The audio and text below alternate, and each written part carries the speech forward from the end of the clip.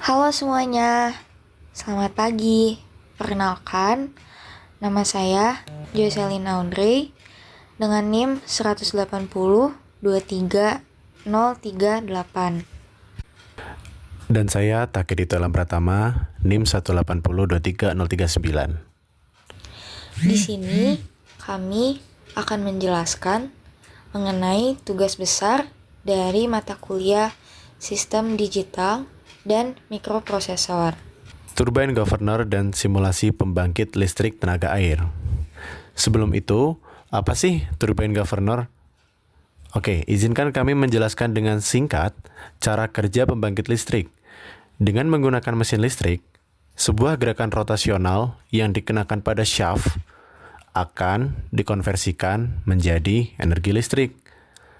Hal ini disebabkan karena adanya perubahan fluks magnetik pada lilitan atau koil.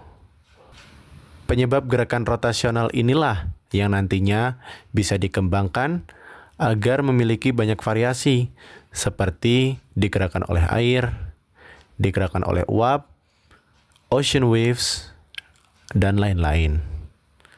Nah, konsep selanjutnya adalah konsep demand beban atau load. Apa sih load? Load itu berupa alat-alat yang digunakan sehari-hari.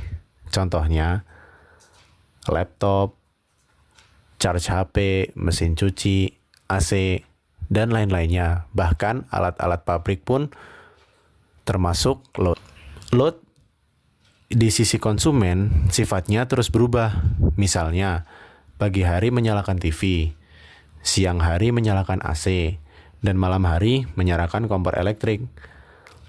Nah, ketika ada lebih banyak perangkat elektronik yang menyala, generator bisa melambat dan tegangan listrik jadi turun. Kenapa melambat? Karena generator harus mensuplai lebih banyak daya dengan jumlah air yang sama dengan saat load masih seperti sebelum ditambah. Hal ini tidak boleh terjadi. Kenapa? Karena grid listrik Indonesia mengharuskan tegangan yang konstan di angka 220 volt pada sisi customer dan frekuensi 50 Hz. Kenapa sih ini penting? Karena banyak peralatan-peralatan listrik di Indonesia yang didasarkan dengan asumsi memiliki power supply 220 volt dan frekuensi 50 Hz. Nah, oleh karena itu, kami ingin mensimulasikan kestabilan daya yang dapat dihasilkan dengan menggunakan microcontroller Arduino. Berikut adalah komponen-komponen yang kami gunakan pada percobaan kali ini. Di sini adalah load board atau papan beban, di mana masing-masing papan beban ini berisi 15 LED yang setiap papannya nantinya akan kita gunakan untuk simulasi daya yang diminta. Di sini ada LED indikator apabila sistem underpowered atau overpowered. Selain itu, ada juga opsi untuk mengatur katup secara manual ataupun secara otomatis. Bagian ini adalah sistem power generation-nya. Terdapat keran yang akan mensimulasikan aliran air dengan debit 6 liter per menit. Kemudian, air yang keluar dari keran itu akan melewati sistem atau valve yang sudah termotorisasi, yang pada akhirnya air akan sampai ke generator, lalu menggerakkan turbin dan dapat menghasilkan daya. Di sistem ini, voltage akan distabilkan di range 1,5 volt sampai dengan 2 volt, dan arus di angka 4 sampai dengan 6,66 mA. Ini adalah demo dari sistem otomatis. Bisa dilihat bahwa setiap kali beban ditambah atau dikurang, maka sistem akan mengadjust bukaan valve sehingga debit air yang lewat akan memenuhi kriteria yang sudah disebutkan di awal. Mari kita telaah lebih lanjut. Saat ketiga beban aktif, maka demand power akan semakin banyak. Dan otomatis valve akan harus menyesuaikan dengan membuka katupnya secara lebar.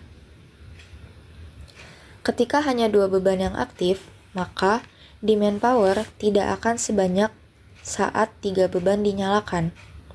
Maka, valve harus menyesuaikan kondisi tersebut dengan menutup sedikit demi sedikit dari katupnya. Kemudian, ketika hanya 1 beban yang dinyalakan, maka demand power-nya juga akan lebih sedikit lagi. Dan, lagi-lagi, valve akan harus menyesuaikan dengan menutup kerannya lebih sempit lagi. Ketika sistem sudah dalam kondisi bouncing, over dan under, artinya sistem sudah berada di dekat interval yang diinginkan. Ini adalah demo dari sistem manual, di mana penyesuaian katup valve dilakukan manual hingga sampai ke titik kesetimbangan dan memenuhi kriteria.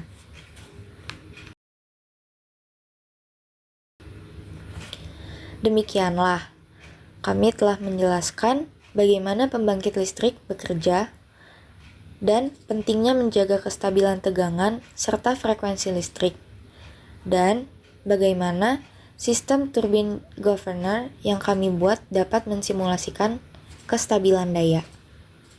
Melalui simulasi ini, kami dapat melihat bahwa sistem otomatis mampu menyesuaikan aliran air agar menjaga daya pada setiap variasi beban tetap stabil.